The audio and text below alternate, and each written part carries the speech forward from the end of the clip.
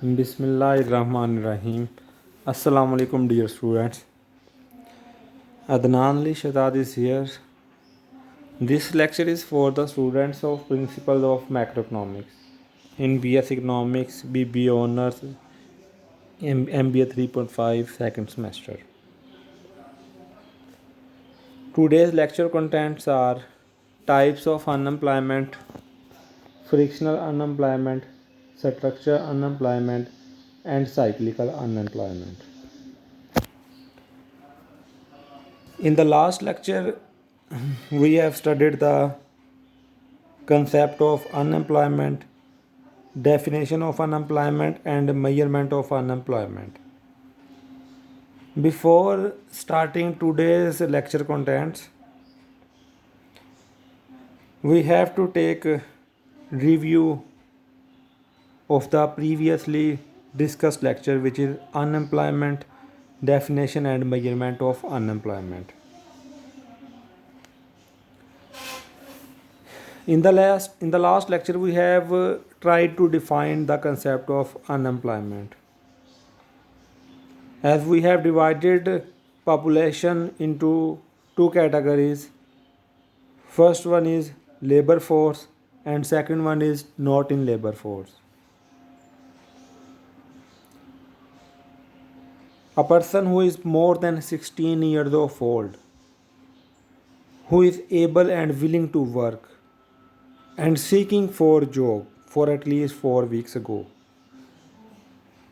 these will be considered in the labor force. जिसकी as 16 साल से ज़्यादा हो, काम करने के काबिल हो, काम करना चाहता हो और इवन जॉब सर्च कर रहा हो 4 वीक से, तो वो लेबर फोर्स में शामिल होगा। और जो 16 साल से कम है, चिल्ड्रन भी कह सकते हैं, या 16 साल से कम लोग जो हैं, या जो फुल टाइम स्टूडेंट्स हैं, या आप ये कह लें कि जो रिटायर्ड पर्सन है या कोई मेंटली डिसेबल्ड है, जो बिल्कुल ही काम कर ही नहीं सकते, तो वो लेबर फोर्स में शामिल नहीं होंगे।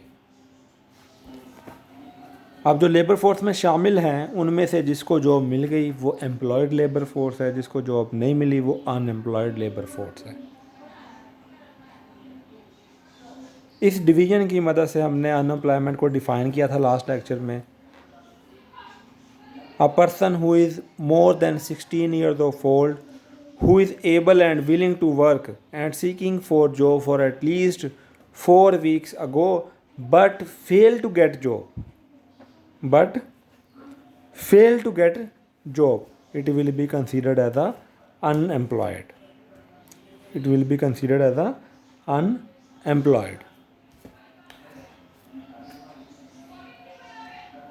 Then we have studied the measurement of unemployment. Unemployment is equal to number of unemployed divided by total labor force multiplied by 100. इस तरीके से हम अनएम्प्लॉयमेंट को मेजर करते हैं। Today's we are going to discuss the types of unemployment. There are 3 major types of unemployment. First one is frictional unemployment, second one is structural unemployment, and third one is cyclical unemployment. ये 3 इसकी major types हैं: frictional unemployment, structural unemployment and cyclical unemployment. इनको हम detail में study करते हैं कि ये तीनों टाइप्स का कैसे हम इसको एक्सप्लेन करेंगे। First one is frictional unemployment. When people are in between job, searching for new better job or moving from one job to another job, and the period during this phase as unemployed is considered as a frictional unemployment. जब लोग एक job से दूसरी job में move कर रहे हों, उस दरमियान कुछ अर्सा जो है वो अनएम्प्लॉयड रहे, या जॉब सर्च करने में ग्रेजुएट हुए हैं, कोई 2-3 महीने लग जाते हैं, तो वो जो पीरियड जो है वो फारग रहते हैं, वो फ्रिक्शनल अनएम्प्लॉयमेंट है। इसको वेट अनएम्प्लॉयमेंट भी बोलते हैं, वेट करना पड़ रहा है जो वेट अनएम्प्लॉयमेंट भी बोलते हैं। और बाज़ औक़ात ऐसा होता है कि आप मतलब लो स्केल जॉब कर रहे होते हैं, क्वालिफ़िकेशन आपकी ज़्यादा होती है, तो आप कॉन्फिडेंट होते हैं कि यार मैं छोड़ दूँ ये, मैं जो है वो 2-3 महीने अच्छी स्ट्रगल करके अच्छी जॉब ढूंढ लूँगा, अपनी मर्ज़ी से छोड़ देते हैं और नई 2-3 महीने लगा कर अच्छी जॉब सर्च करते हैं। वो जो 2-3 महीने आप अनएम्प्लॉयड रहते हैं वो भी फ्रिक्शनल अनएम्प्लॉयमेंट में है।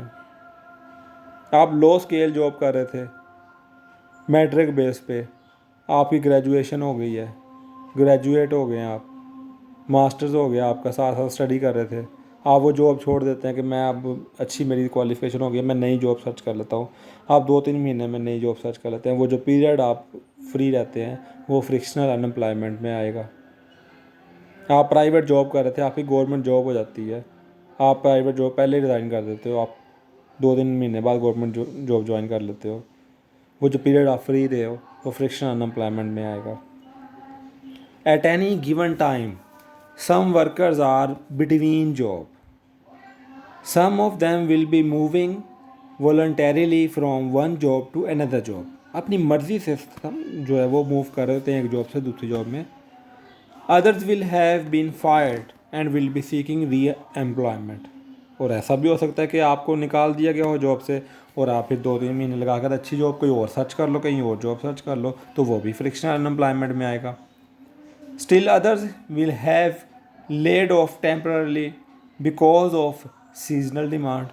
ऐसा भी हो सकता है इसको सीजन के जो है आप जो है वो शुगर मिल में काम कर रहे थे, सीज़न ऑफ हो गया, आप उधर से अनएम्प्लॉयड हो गया, आपने कहीं और जॉब स्टार्ट कर दी है। Workers who are voluntarily between jobs are moving from low paying low productivity jobs to higher paying high productivity positions. और ये जो पीरियड वो फ्री रहते हैं वो फ्रिक्शनल अनएम्प्लॉयमेंट कराएगा। All these unemployed people are considered in frictional unemployed. ये देखें ना, टेम्पररी अनएम्प्लॉयमेंट है, या तो वो जॉब सर्च कर रहे हैं, या वो एक जॉब से दूसरी जॉब में मूव कर रहे हैं, या आप कह लें कि वो सीजनल डिमांड ख़त्म हो गई थी, वो जॉब से ख़त्म हो गई, उनकी नई जॉब सर्च कर रहे हैं, या एक जॉब से फायर कर दिया है वो फिर दूसरी जॉब सर्च कर रहे हैं। तो उस दौरान जो पीरियड फ्री रहते हैं, जो पीरियड अनएम्प्लॉयड रहते हैं, वो फ्रिक्शनल अनएम्प्लॉयमेंट कहलाएगी। Economist use the term frictional unemployment consisting of search unemployment and wait unemployment. इसको सर्च अनएम्प्लॉयमेंट भी कहते हैं और वेट अनएम्प्लॉयमेंट भी कहते हैं ना, मतलब आपको जो वेट करना पड़ता है, सर्च, ये वर्ड से ही मीनिंग जाहिर है, सर्च अनएम्प्लॉयमेंट और and wait unemployment. For workers who are either searching for jobs और waiting to take jobs in the near future. For workers who are either searching for job और waiting to take job in near future, मतलब 2-3 महीने में job मिल जाती, 4 महीने भी लग जाए, कोई डजंट मैटर। तो ये सर्च अनएम्प्लॉयमेंट और वेट अनएम्प्लॉयमेंट जो है वो फ्रिक्शनल अनएम्प्लॉयमेंट का पार्ट है, इसी में शामिल होते हैं। Is it clear? Hopefully clear हो गया होगा फ्रिक्शनल अनएम्प्लॉयमेंट कि जब लोग एक जॉब से दूसरी जॉब में मूव कर रहे होते हैं, एक जॉब से फायर हो जाते हैं, दूसरी जॉब में सर्च कर रहे होते हैं, अपनी मर्ज़ी से जहाँ मूव कर रहे होते हैं, एक जॉब से दूसरी जॉब में, लो स्केल जॉब से हाई स्केल जॉब में मूव कर रहे होते हैं, लो प्रोडक्टिविटी जॉब से हाई प्रोडक्टिविटी जॉब में मूव कर रहे होते हैं। ठीक है, आप ये कह लें कि वो फर्म अच्छी नहीं थी, पुअर फर्म थी, आप किसी जो है वो अच्छे इंस्टीट्यूशन में मूव कर रहे होते हैं अपनी मर्ज़ी से, या आप कह लें कि आपको फायर कर दिया गया फिर भी आप मूव कर रहे हैं किसी और फर्म में। तो ये जो पीरियड आप फ्री रहते हैं, अनएम्प्लॉयड रहते हैं, ये फ्रिक्शनल अनएम्प्लॉयमेंट में शामिल होगा। Second type of unemployment is structural unemployment. Structural unemployment is faced due to change in the structure of the economy. जब इकानमी का स्ट्रक्चर चेंज हो रहा हो, उस वजह से जो आपको अनएम्प्लॉयमेंट फेस करना पड़ती है, उसको स्ट्रक्चरल अनएम्प्लॉयमेंट कहते हैं। Structural unemployment is faced due to change in the structure of the economy. जब इकानमी का स्ट्रक्चर चेंज हो रहा होता है, अब इकानमी का स्ट्रक्चर वो हर कंट्री में चेंज हो रहा होता है, चाहे वो डेवलपिंग कंट्री है, चाहे वो मिडिल इनकम कंट्री है, चाहे वो हायर इनकम कंट्री है। आप देखें, एग्जांपल मैं आपको देता हूँ। पहले मैं ये बताता हूँ कि structure change in the structure of the economy क्या होता है। स्ट्रक्चरल चेंज किसे कहते हैं, इसको स्ट्रक्चरल ट्रांसफॉर्मेशन भी कहते हैं। तो वो क्या होती है, देखें, इकानमी के 3 मेन सेक्टर्स हैं। एग्रीकल्चर सेक्टर है, इंडस्ट्रियल सेक्टर है, एंड सर्विसेज सेक्टर है। When labor force is moving from one sector to another sector, when labor force is moving from one sector to another sector, this is named as a structural transformation or structural change। मतलब agriculture sector को हम traditional sector consider करते हैं, और industrial sector और services sector को हम modern sector consider करते हैं। तो लेबर फोर्स जब एग्रीकल्चर सेक्टर से निकलकर, ट्रेडिशनल सेक्टर से निकलकर मॉडर्न सेक्टर में मूव करती है, इसको हम स्ट्रक्चरल ट्रांसफॉर्मेशन कहते हैं या स्ट्रक्चरल चेंज कहते हैं। तो इस वजह से जो अनएम्प्लॉयमेंट होगी उसको हम स्ट्रक्चरल अनएम्प्लॉयमेंट कहते हैं, और ये हर जगह चल रही होती है। देखिए ना आप, Pakistan is a developing country. Pakistan जब बना था तो हमारी around 76% of the labour force जो है वो एग्रीकल्चर सेक्टर में काम कर रही थी, और बाकी जो 24% रह गई है वो काम कर रही थी इंडस्ट्रियल और सर्विसेज सेक्टर में। नाउ ओनली 46% और 45% of the labour force is engaged in the agriculture sector and remaining are working in the industrial और सर्विसेज सेक्टर। आप देखें ना कितनी स्ट्रक्चरल ट्रांसफॉर्मेशन हुई है कि लोग एग्रीकल्चर सेक्टर से निकल कर जो है वो इंडस्ट्रियल सेक्टर में या सर्विसेज सेक्टर में मूव कर गए हैं। इसी तरह आप यूएसए को देखें, अमेरिका इस टाइम सुपर पावर है, मैं उसकी भी एक साथ एग्जांपल देता हूँ कि only 1% of the labour force is engage in the agriculture sector and remaining आप कह लें तकरीबन 70% के नज़दीक जो है वो 72-73% सर्विसेज सेक्टर में काम कर रहा है, और 23-24% इंडस्ट्रियल सेक्टर में काम कर रहा है। तो ये स्ट्रक्चर ट्रांसफॉर्मेशन वहाँ पे भी चल रही है। कोई एग्रीकल्चर से निकल कर इंडस्ट्रियल में जा रहा है, कोई इंडस्ट्रियल से निकल कर सर्विसेज में जा रहा है। तो ये स्ट्रक्चरल चेंज हर जगह चल रही होती है। इसको तो हम कंसीडर करते हैं रिक्वायरमेंट ऑफ द डेवलपमेंट, कि इकोनॉमिक डेवलपमेंट ही तब होती है जब स्ट्रक्चरल चेंज हो रही हो। ये ज़रूरी है। स्ट्रक्चरल चेंज हर जगह हो रही होती है, तो स्ट्रक्चरल चेंज की वजह से जो अनएम्प्लॉयमेंट फेस करना पड़ती है उसको स्ट्रक्चरल अनएम्प्लॉयमेंट कहते हैं। तो स्ट्रक्चरल चेंज की वजह से अनएम्प्लॉयमेंट कैसे फेस करना पड़ती है उसकी मैं आपको एग्जांपल देता हूँ कि लोग एग्रीकल्चर सेक्टर से निकलकर इंडस्ट्रियल सेक्टर में आते हैं। तो ऑब्वियसली एग्रीकल्चर सेक्टर जो है वो रूरल एरियाज़ में है, और इंडस्ट्रियल सेक्टर या सर्विसेज सेक्टर वो अर्बन एरियाज़ में है। तो वो पहले रूरल एरिया से निकल कर जो है वो अर्बन एरिया में आता है, एग्रीकल्चर सेक्टर को छोड़कर आता है। तो फौरी तो कहीं एडजस्ट नहीं होता ना, आएगा शहर में, अर्बन एरिया में आएगा, कोई घर लेगा, कोई किराए पे कहीं रुकेगा, फिर अपने दोस्त से किसी कहेगा सर्च करेगा, कोई 15 दिन 20 दिन लगा के या 1 महीना लगा कर किसी इंडस्ट्री में काम सर्च कर लेगा।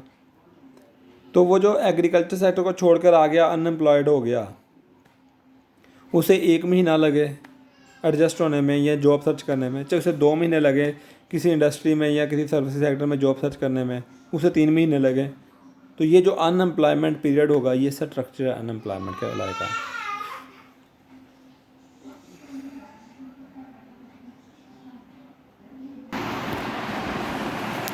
तो चूँकि ये अनएम्प्लॉयमेंट जो फेस करना पड़ रही है, ये स्ट्रक्चरल चेंज की वजह से फेस करना पड़ रही है कि लोग एग्रीकल्चर सेक्टर से निकलकर इंडस्ट्री सेक्टर में अब्जॉर्ब होने जा रहे हैं, या इंडस्ट्री सेक्टर से निकलकर सर्विस सेक्टर में अब्जॉर्ब होने जा रहे हैं।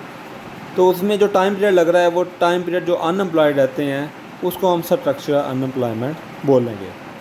सो structural unemployment is face due to change in the structure of the economy when labor force is moving from one sector to another sector. This is named as a structural change, structural transformation. जब labour force एक sector से दूसरे sector में move कर रही होती है तो उसे अब्जॉर्ब होने में कुछ टाइम लगेगा।